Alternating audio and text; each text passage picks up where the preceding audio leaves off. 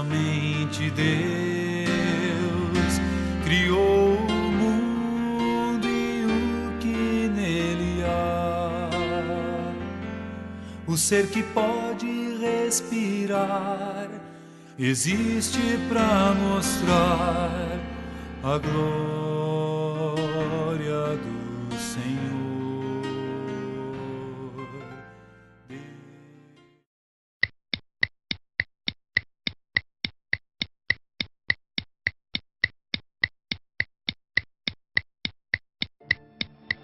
Falar de Deus hoje, do verdadeiro Deus, para a imensa maioria, é sinônimo de insanidade. É ser taxado de retrógrado, ignorante ou fora da realidade.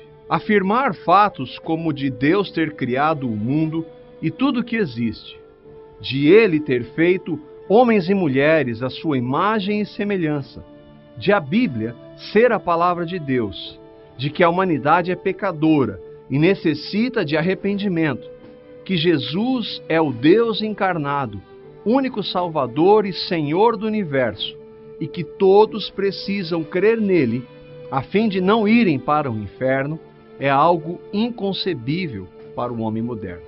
Pura irracionalidade, conto da carochinha, mitologia. Afinal, somos uma sociedade livre de preconceitos, relativista e tolerante. O homem ocupa o centro de todas as coisas. Podemos provar e explicar tudo. Temos a ciência, a educação, a cultura, enfim, o conhecimento. Nesse contexto, Deus está fora. Basta olharmos à nossa volta para percebermos que Jesus, Bíblia, pecado, salvação, céu, são palavras fora da moda.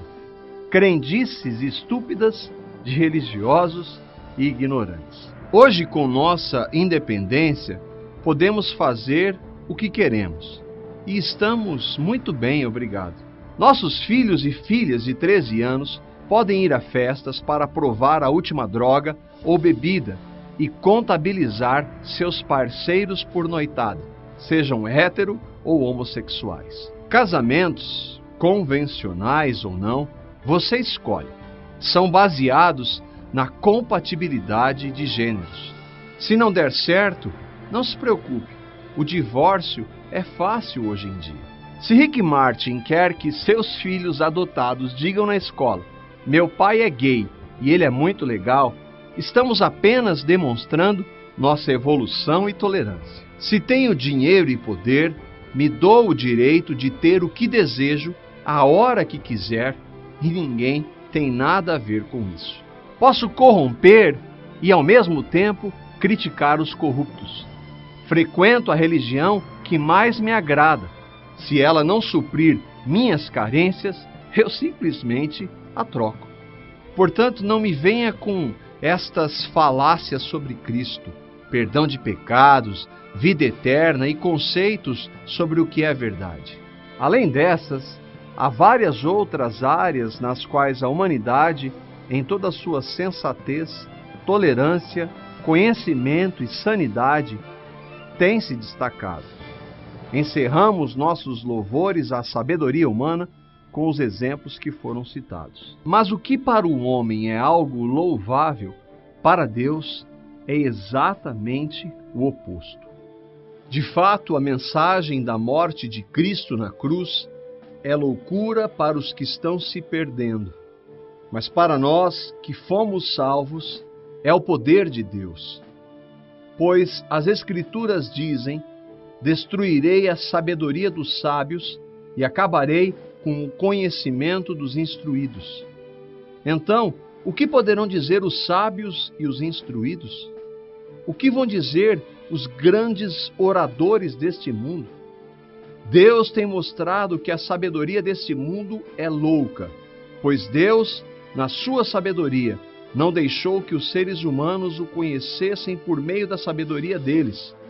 Pelo contrário, resolveu salvar aqueles que creem e fez isso por meio da mensagem que anunciamos, a qual é chamada de louca. E qual é a mensagem a que Paulo se referia? É a insanidade da cruz. É a insanidade bíblica de afirmar que todo ser humano nasce em pecado e que por essa razão nós estamos separados de Deus. E que, por essa mesma razão, nosso pecado, o mundo vai de mal a pior. Independente de Deus e com seus valores morais em todos os níveis, totalmente deformados. A insanidade da cruz de Cristo implica em arrependimento. Arrependimento do que somos e do que temos feito. Isso significa que toda a humanidade precisa receber a Cristo como Salvador e Senhor de suas vidas, crendo que Ele, Jesus, em sua morte, crucificou o nosso pecado, e em sua ressurreição nos deu uma nova vida, por nos amar e totalmente de graça, mesmo sendo nós ainda pecadores. Insanidade, na verdade, é viver como se a cruz de Cristo fosse um mito.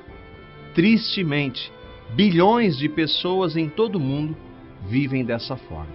Contudo, o que importa é o que você, que assiste a esse vídeo, crê a respeito de Cristo e de sua cruz.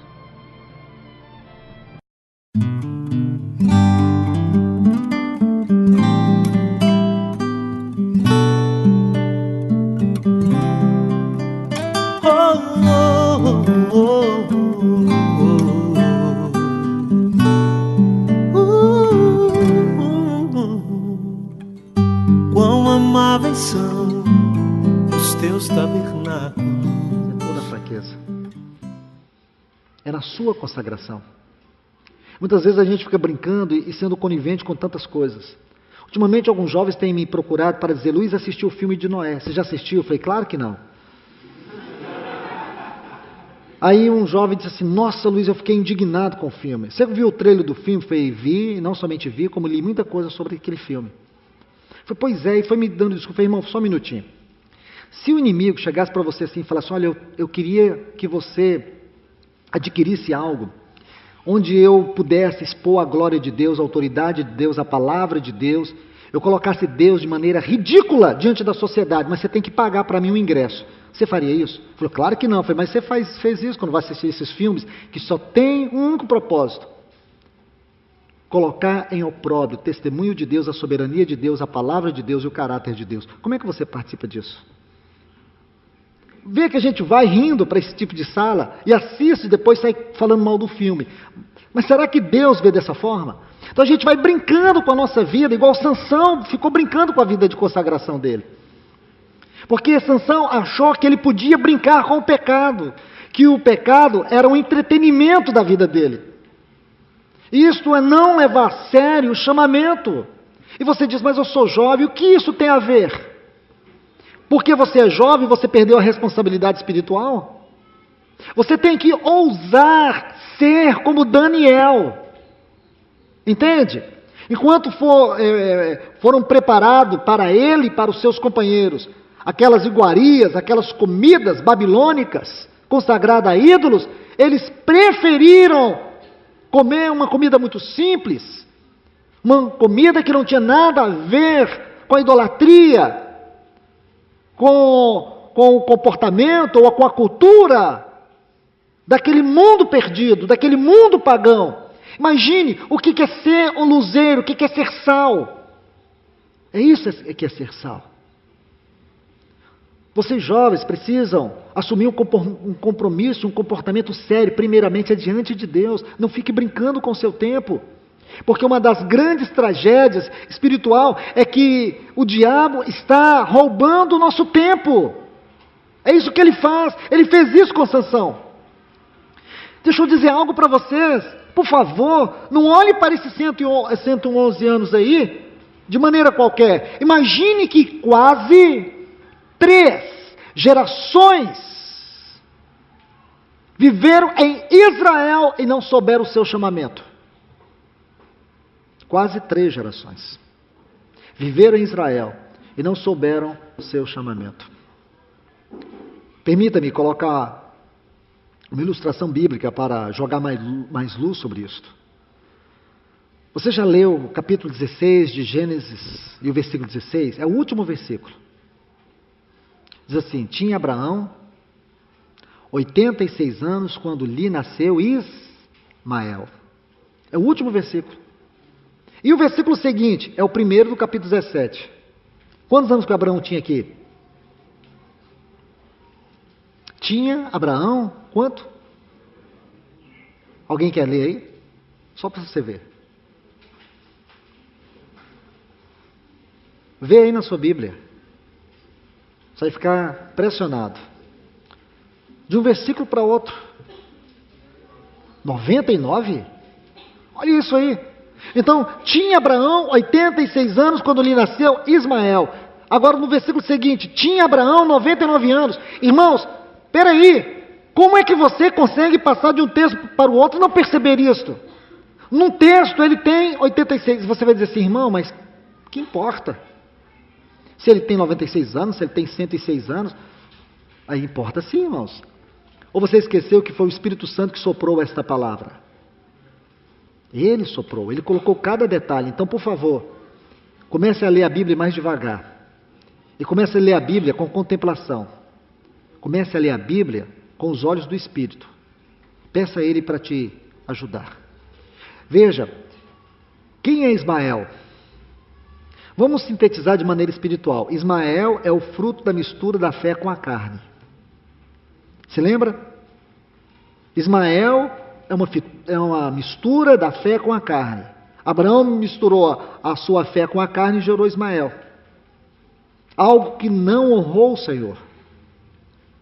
Aí você vai ver que 13 anos da vida de Abraão, que era uma vida caracterizada por altar, desaparece, some. E o Espírito Santo deixou registrado aí. O que quer dizer isso para nós? Primeiro, o objetivo de Satanás é roubar de você os anos de vida que Deus tem te dado. Porque Deus, Ele não conta os nossos dias como nós contamos. Porque você olha para uma pessoa e pergunta, quantos anos você tem? Ela fala assim, eu tenho 40 anos. Ah, é? Mas como que Deus conta os nossos dias? Vou te dar um exemplo. Êxodo 12, 24. Deus fala assim para Israel, hoje será o primeiro mês para vocês. A partir de agora, eu vou começar a contar a história de vocês. Quando eles saíram do Egito, aí Deus começa a contar a história deles a partir do momento que eles saíram do Egito. Aquele momento de trevas, aquele momento que eles viveram lá, aquilo para Deus, eles viveram, mas não existiram. Irmãos, nós podemos estar vivendo, mas podemos não estar existindo dentro do propósito de Deus. Porque Deus, Ele contabiliza, são os anos que nós vivemos dentro da vontade dEle. O que nós vivemos fora da vontade dEle, isso nós vamos prestar conta para Ele. Por isso que o Salmo de número 90, Moisés diz, ensina-nos a contar os nossos dias para que alcancemos um coração sábio. Percebe? Isso não é sério? É sério. Por isso que a geração de Caim, lembra? Não tinha anos de vida contabilizados. Mas a geração de Sete tem. Tudo isso é espiritual. É o que o inimigo quer fazer. Quase 3 gerações viveram em Israel e não conheceram o seu chamamento. Por quê? Porque o sacerdócio estava corrompido. Os profetas não falavam. Agora Deus levanta um jovem consagrado. Qual era o chamamento desse jovem? Lembrar Israel da sua vocação celestial. Trazer Israel de volta para o seu chamamento, para a sua vocação. E ele começou a fazer isso, mas logo ele se perde na sua consagração. Ele começou a brincar com a sua consagração. Ele foi desprezando o que Deus deu a ele. E nisso ele se perdeu. Porque a força dele estava na sua consagração, não estava nele em si mesmo. O Espírito de Deus vinha sobre ele. Era porque o Espírito de Deus vinha sobre ele. Ele era quem ele era. Eu estou colocando isso com muito temor, porque eu quero que vocês reflitam sobre isso. Gostaria de encorajar vocês a cuidarem disso, porque nós estamos vivendo um tempo delicado, estamos vivendo a última hora, estamos vivendo, creio que a última geração. E essa geração precisa ser despertada no seu chamamento e na sua vocação celestial. Essa geração tem que tomar conhecimento do que vai acontecer nesses últimos dias. O inimigo ele tem procurado perverter a palavra de Deus de ponta a ponta. Mas nós não podemos, irmãos, entrar naqueles pontos nevrálgicos, naqueles pontos onde nós não temos luz, naqueles pontos onde não temos unanimidade. Mas uma coisa eu creio, que nós precisamos ir aos pés do Senhor e descobrir aquilo que verdadeiramente está claro e o Senhor revelou para nós.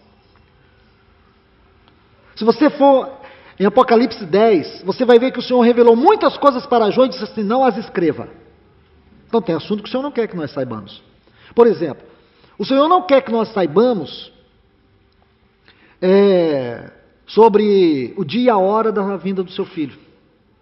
Se nós vamos passar pela grande tribulação, ou se nós não vamos passar pela grande tribulação, isso importa para você? Para mim não importa. O importante é que nós vamos estar com o Senhor, seja na tribulação ou seja fora da grande tribulação. Porque esse tempo de grande tribulação não tem nada a ver com a igreja. Tem gente que diz assim, que no tempo da grande tribulação, irmãos, comece a comprar uma casa lá no fim do mundo. Lá você vai ter que construir uma caverna, um buraco muito profundo, coloca concreto, porque o anticristo vai te procurar nessa terra. Aonde tem isso na Bíblia? Irmãos, nós temos que plantar, porque a Monsanto vai dominar todas as sementes do mundo, e a hora de plantar é agora. E cria essa teoria da conspiração, e os irmãos compram terra e tomam muito cuidado. Irmãos, espera aí. Onde está isso na Bíblia? Nós pervertemos a palavra de Deus contra nós. Esse tempo da grande tribulação será o juízo de Deus contra as nações. A Bíblia não mostra em nenhum lugar no Apocalipse, nem no Novo Testamento, o povo de Deus fugindo. Quem está fugindo são os grandes, são os poderosos dessa terra. Eles que vão gritar e vão dizer para os montes, caí sobre nós, livrai-nos da ira de Deus e do Cordeiro. Quando você olha para o Apocalipse, sabe o que você vê? Você vê uma igreja triunfante. Você vê uma igreja diante de Deus orando e o juízo de Deus caindo na terra através das 7 trombetas. Entende, irmãos? Essa igreja fugindo aí, desesperada, com medo do anticristo, com medo de gafanhoto, isso não está na Bíblia, irmãos. Isso não está na Bíblia. O que está na Bíblia, irmãos, é algo muito maior do que você pensa. Esta última geração, olha o que Paulo diz em Romanos 16, 20, e o Deus de paz esmagará Satanás debaixo dos vossos pés. Isso é pequeno, irmãos? Não, isso não é pequeno. Um dia Deus vai trazer todas as coisas. Um dia Deus vai colocar todas as coisas debaixo da centralidade do seu Filho. Ele vai fazer isso através de quem? Através da igreja.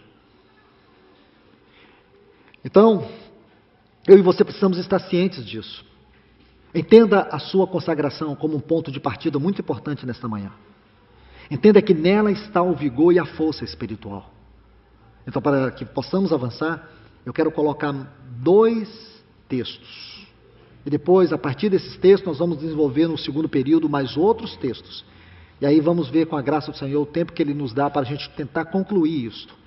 Vamos então ler esses 2 primeiros textos.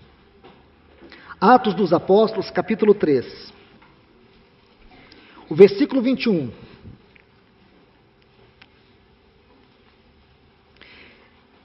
Pedro está pregando em determinado momento da sua palavra, ele diz assim,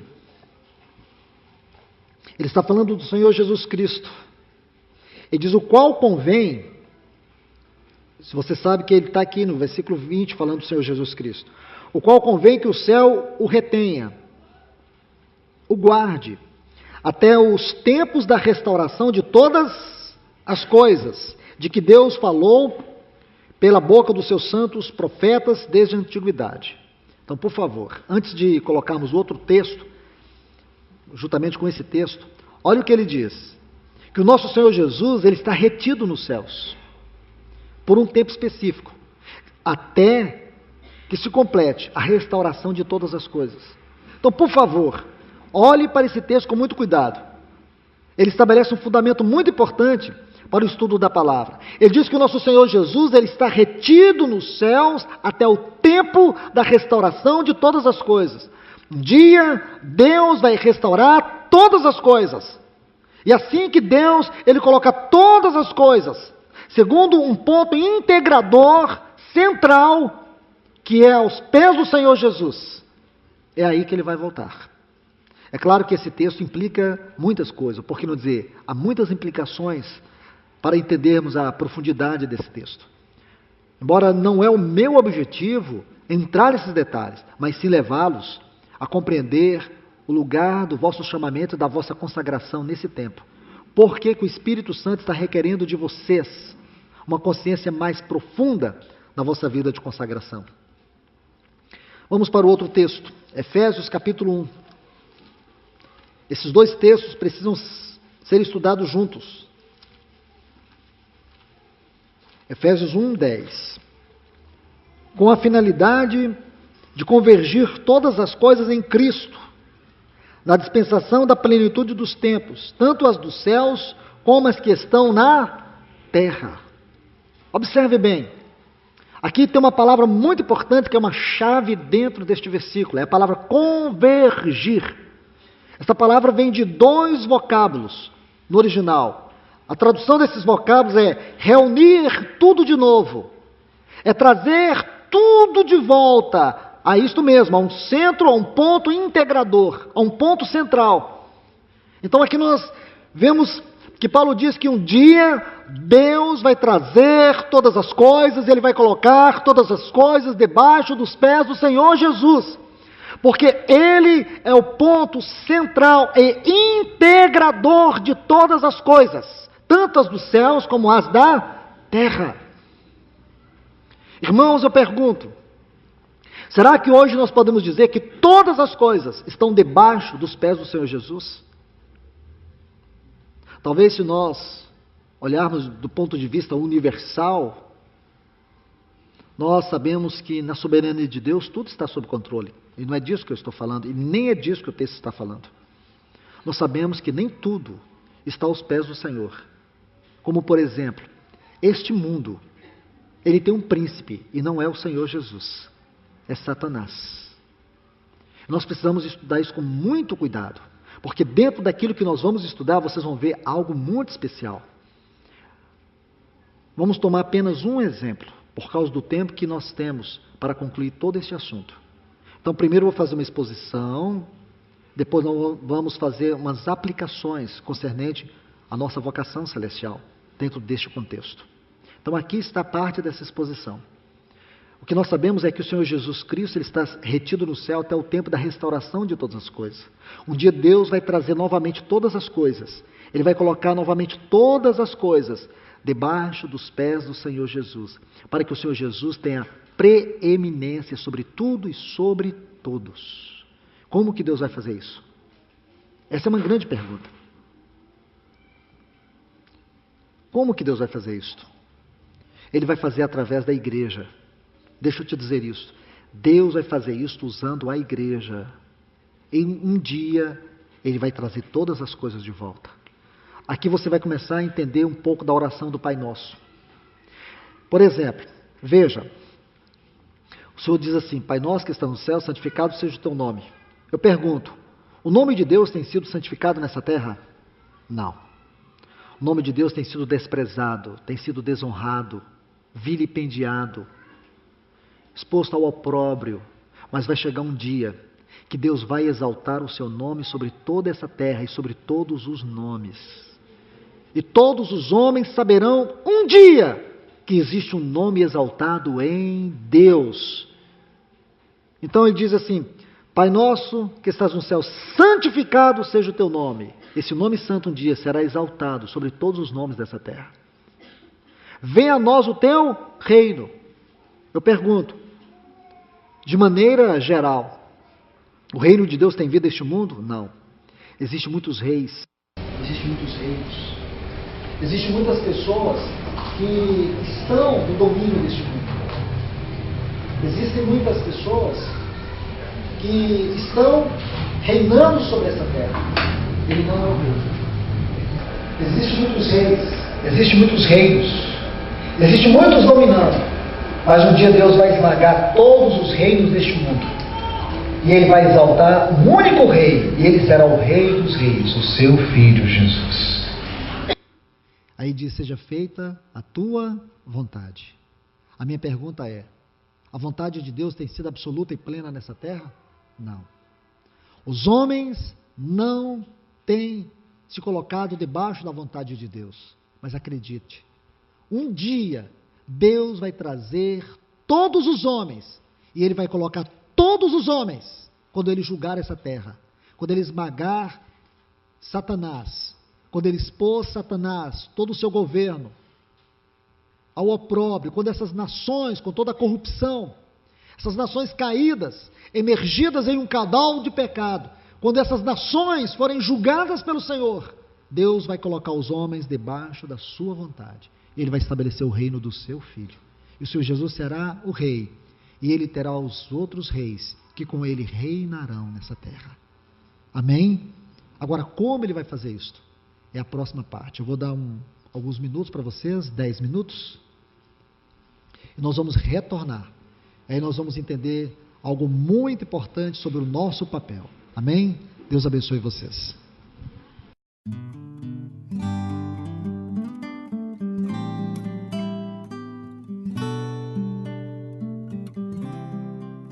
A city that could not be hid. John saw this city. Oh, yes, he did. John caught a glimpse of the golden throne. Tell me all about it. Go right on around the throne. He saw a crystal sea. There's got to be more. What will it be? I want to go to that city he saw, New Jerusalem.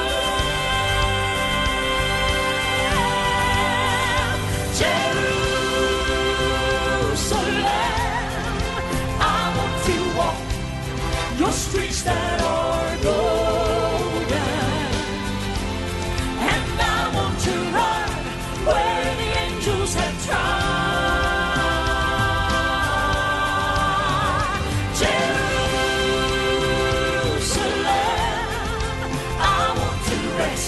On the banks of your river, and that city, the city of God.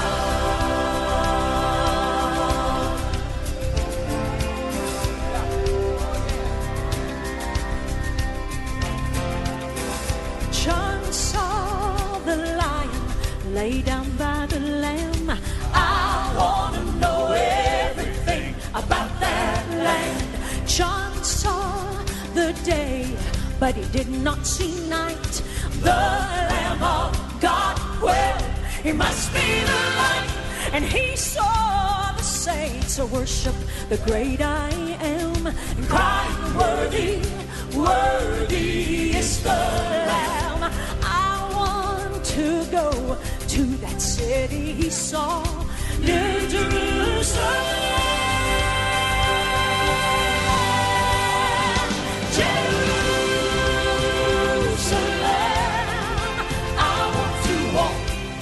Your streets that are golden, and I want to run where the angels have trod. Jerusalem, I want to rest on the banks of your river, and that city, the city of God.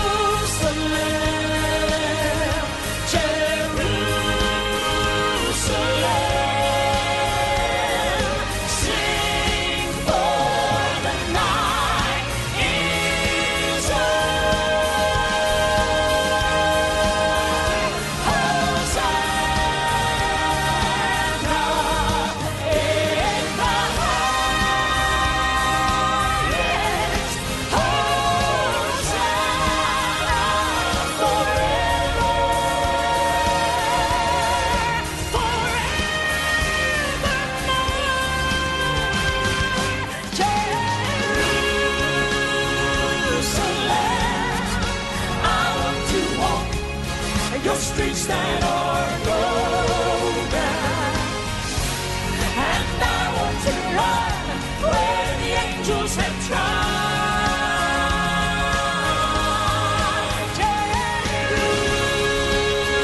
Jerusalem, I want to rest on the banks of your river. In that city, city of God, the city of God, Jerusalem, Jerusalem, city of God, it's the city of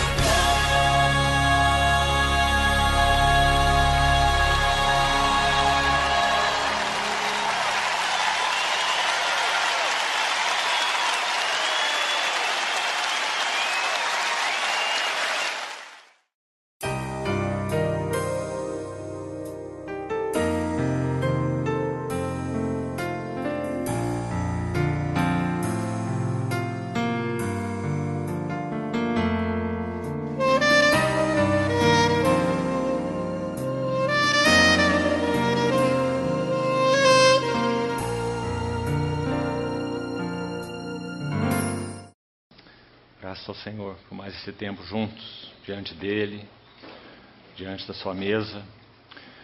Precisamos tanto buscar a face do Senhor para que Ele nos ajude nesse tempo a termos o foco totalmente na pessoa dEle, na obra dEle.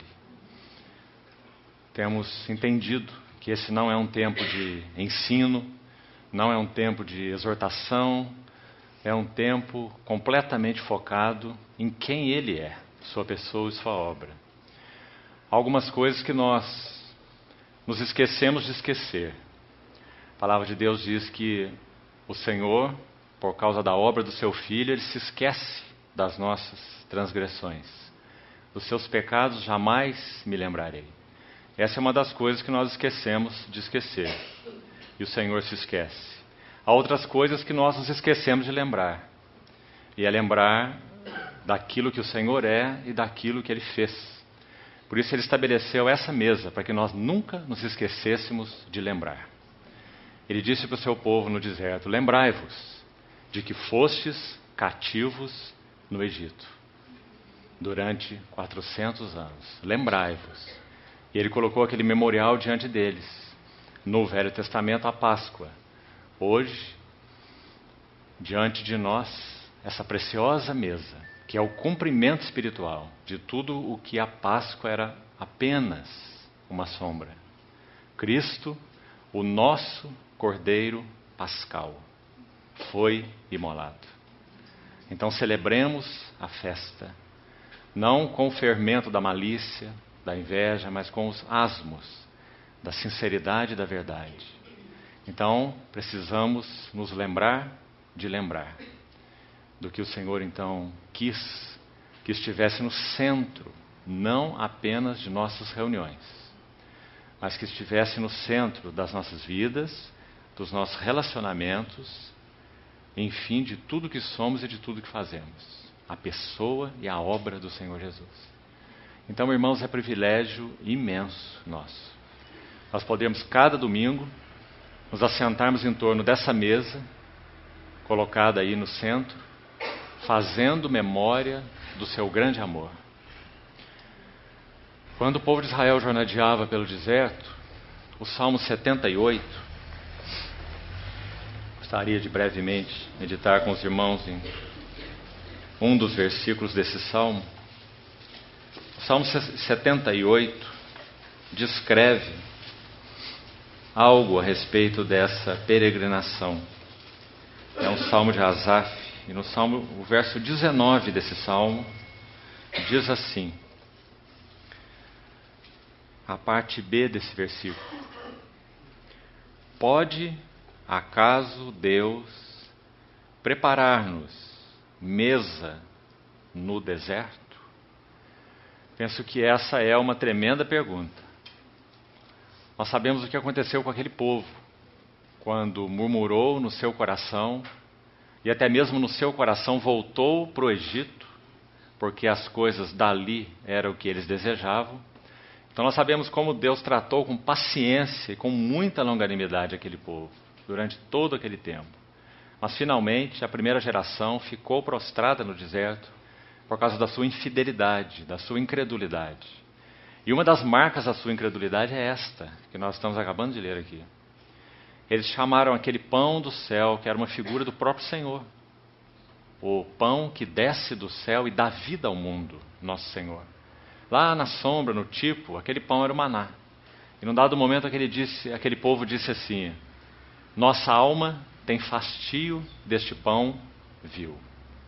Então isso mostra o quanto eles não seguiram na apreciação daquilo que o Senhor, na sua bondade soberana e nos seus cuidados, dava a eles no deserto como a sua ração, o seu alimento. Sabemos o que isso significa na figura. O Senhor queria mudar a dieta daquele povo, digamos, a constituição interior daquele povo, claro, na figura, no tipo do maná, né? Porque eles comeram aquelas comidas dos egípcios tantos anos, e nós somos aquilo que nós comemos, todos nós. Então aquilo é o que eles eram. Então quando o Senhor os conduz para o deserto, Ele lhes dá maná, sustentou-lhes com maná, aquele pão do céu, para que então eles entrassem numa nova relação de conhecimento interior, na figura, claro, do maná, não é? O maná era apenas orgânico, nós sabemos, né?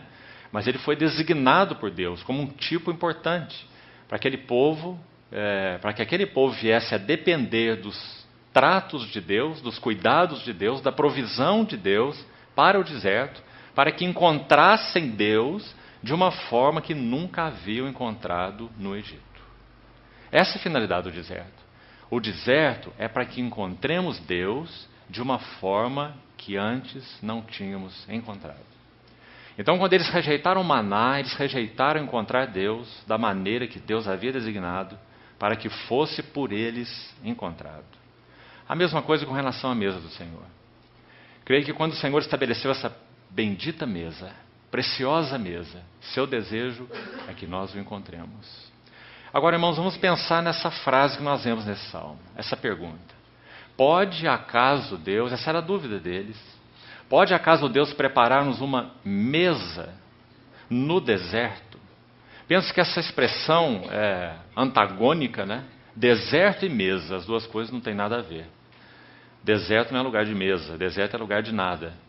Uma mesa no deserto seria a provisão de Deus para o jornadear daquele povo. Quando? De que maneira eles poderiam encontrar uma mesa no deserto? O que isso tem a ver conosco e o que isso tem a ver com a mesa do Senhor? Amados, a nossa apreciação de Cristo, ela é a chave para todo o nosso jornadear aqui, neste mundo. Um dos motivos pelos quais nós não apreciamos o Senhor devidamente, não o único, mas um dos motivos importantes, significativos, é que nós apreciamos esse deserto demais. Nós apreciamos o mundo demais. Nós extraímos recursos do mundo demais. E nós vamos encontrando contentamento no que o mundo é. Se nós não tivermos experiências mais definidas do mundo como deserto, nós teremos muita dificuldade em apreciar o nosso Senhor. Porque nossa alma estará farta de pão, no que significa este deserto. Vamos lembrar um pouco sobre isso no que se refere ao apóstolo João. Quando nosso Senhor Jesus partiu, depois da sua ressurreição, depois de 40 dias de testemunho aqui na terra, durante 10 vezes, manifestando aos seus discípulos a sua ressurreição física e literal, 40 dias, 10 vezes, 10 fala de um pleno testemunho. Nosso Senhor vai ao Monte das Oliveiras com seus discípulos e Ele vai se ausentar da presença deles, ser encoberto por aquela nuvem, e daquela nuvem nós sabemos muito bem para onde Ele foi. A Bíblia é muito clara em dizer que Ele está à destra do trono da majestade nas alturas, no lugar mais supremo. Quando Ele é encoberto por aquelas nuvens, aqueles anjos fazem uma pergunta para os discípulos. O que estáis olhando às alturas? Esse mesmo Jesus virá do modo como vistes subir. Então aquela nuvem os encobriu dos olhos dos seus discípulos. A partir daí, especialmente o apóstolo João, E nós dizemos especialmente porque nós conhecemos seus escritos, seus 5 livros no Novo Testamento. O coração de João se torna o coração de uma viúva, de um peregrino, de alguém que realmente jornadeava pelo deserto. Quando ele escreve o Apocalipse e vai falar sobre o espírito da Babilônia ou da igreja apóstata, daquela que já se afastou de toda a realidade espiritual, de quem Cristo é, de quem Deus é, de quem o Espírito é, de todas as realidades espirituais, João chama isso de a grande Babilônia. Ela parece com a esposa, mas ela não é a esposa, ela é a meretriz. Por isso a grande meretriz, também uma mulher, mas não é a esposa do cordeiro, é a grande meretriz. Imitação, parece, mas não é. Então quando João descreve essa meretriz, ele diz que ela diz assim consigo mesma. Preste atenção nisso. Estou assentada como rainha. Apocalipse 18, verso 4. Estou assentada como rainha. Viúva eu não sou, e pranto eu nunca hei de ver. O que essas palavras querem dizer?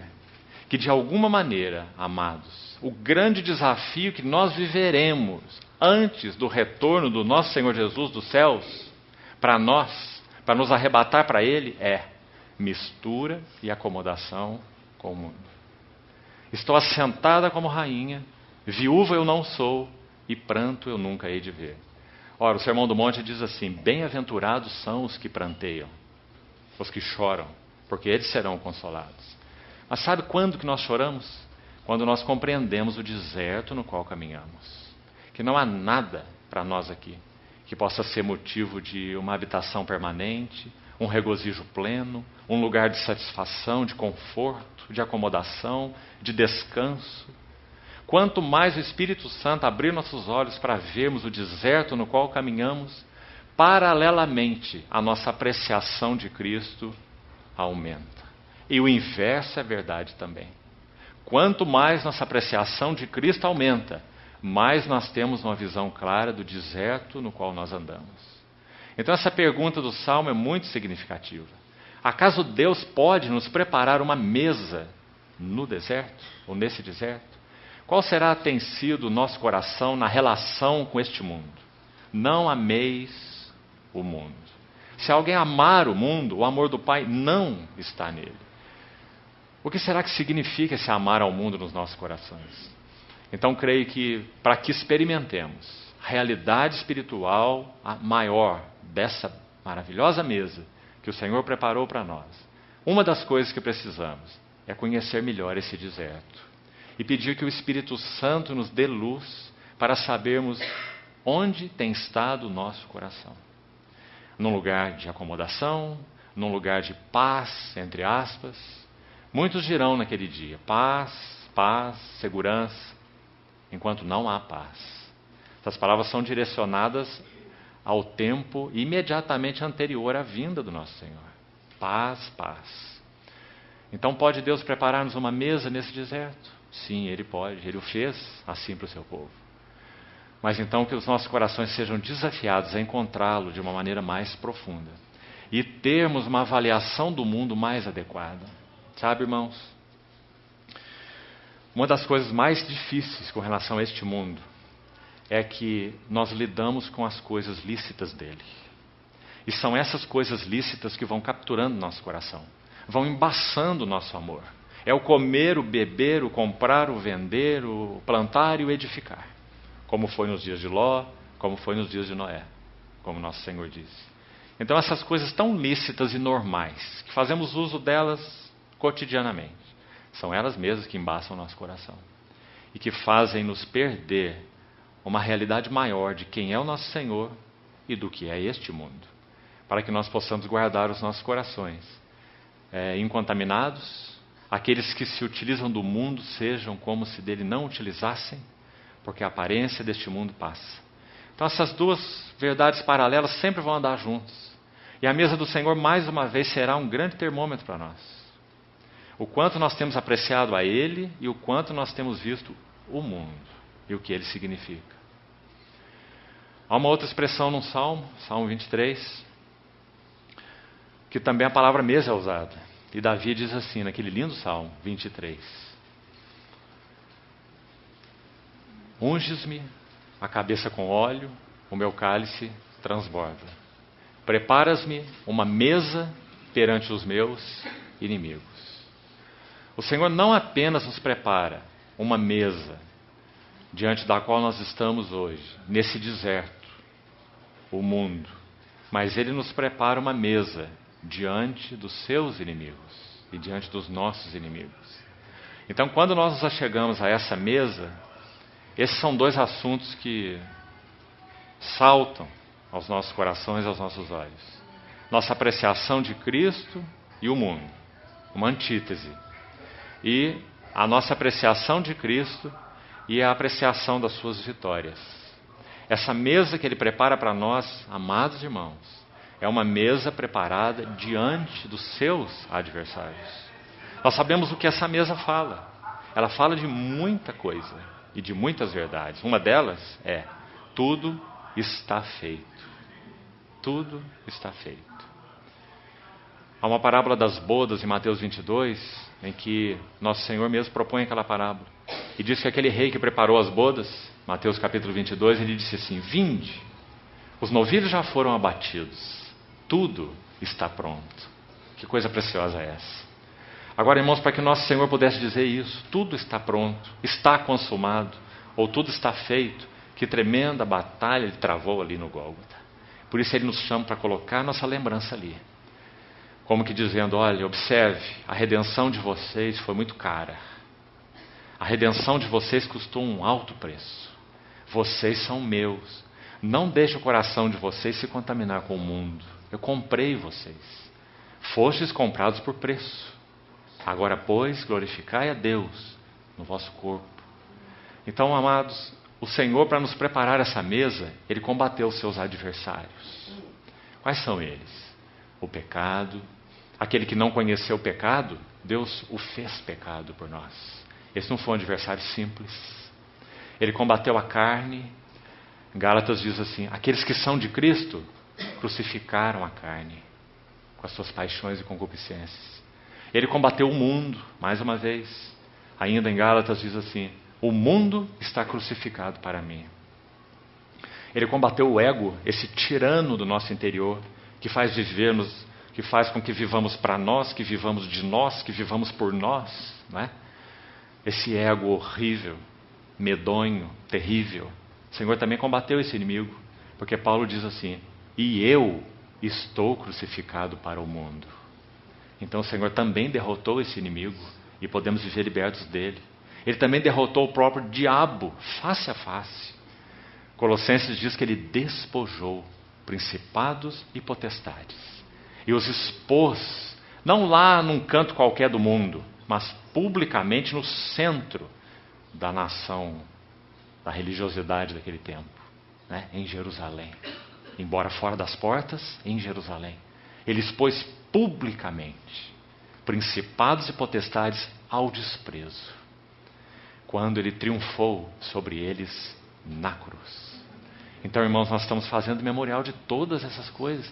Que vitória tremenda! Pecado, carne, mundo, ego, diabo, morte. Paulo, escrevendo para Timóteo, diz que ele destruiu a morte. Mano, destruir a morte não é uma coisa pequena. Como que a Bíblia vê esse mundo? Sabe como a Bíblia vê esse mundo? Um grande caixão. E a tampa dele é o céu. Esse céu atmosférico. Ninguém tinha rompido a tampa desse caixão. Ninguém. Pessoas ressuscitaram no Velho Testamento, morreram de novo. Lázaro ressuscitou, morreu de novo. Mas um dia alguém ressuscitou e assumiu o poder de vida indissolúvel. Então ele rompeu a tampa desse caixão. E não apenas rompeu a tampa do caixão, mas foi mais alto, até o trono da majestade nas alturas. E está lá como âncora da alma, segura e firme, de que ele então venceu mais esse inimigo, o sexto, a morte. Ele então é garantia. Essa é a garantia de que quando ele se manifestar, nós ouviremos aquela voz ressoando aí por todo o universo: tragada foi a morte, pela vitória. Onde está, ó morte, o teu aguilhão? Graças ao Senhor. Então, irmãos, Espírito Santo nos ajude e nos conduza. Nós não estamos em um tempo qualquer. Nós estamos num tempo tremendo. Essa mesa não está posta para o mundo. Essa mesa está posta para a igreja. Essa mesa está posta para os redimidos do Senhor. Então, que o Espírito Santo nos ajude a ter a apreciação adequada do Senhor, da sua vitória. Preparas-me uma mesa perante os meus inimigos. E também do deserto desse mundo. Preparou-nos o Senhor uma mesa no deserto. Que Ele guarde nossos corações para Ele. Nosso Senhor está às portas, irmãos. Quanto mais nossa apreciação dEle crescer, mais a nossa apreciação da mesa dEle irá crescer. E mais a nossa avaliação das coisas que estão ao redor irá ser acertada. Para que o Senhor, quando vier, não nos encontre desajeitados. João, esse mesmo João, do qual nós estamos falando, esse que tinha esse coração de viúva quando o Senhor partiu, ele não conseguia ver mais o Senhor, e o seu coração não encontrou contentamento em lugar algum, por isso ele escreve o seu evangelho, seus epístolas, o Apocalipse, com aquele coração que anelava ver o Senhor. Amados, nós somos filhos de Deus, mas ainda não aconteceu, ainda não se manifestou o que nós havíamos de ser, mas Ele vai se manifestar. Era isso que João aguardava. E quando Ele se manifestar, nós seremos semelhantes a Ele. Porque haveremos de vê-lo como Ele é. Você vê quem era João? A expectativa dele.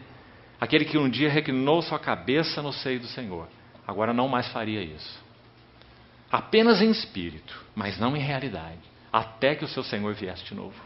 E João pudesse ter de novo, né, junto com os santos, essa oportunidade de tomarmos aquele café da manhã com o nosso Senhor. Aquele mesmo que Ele preparou lá naquela praia, no mar de Tiberíades, para os seus discípulos, depois de ressuscitado. Essa é a nossa expectativa. Então esse mesmo João diz assim: quando Ele se manifestar, dele não nos afastemos, envergonhados na sua vinda.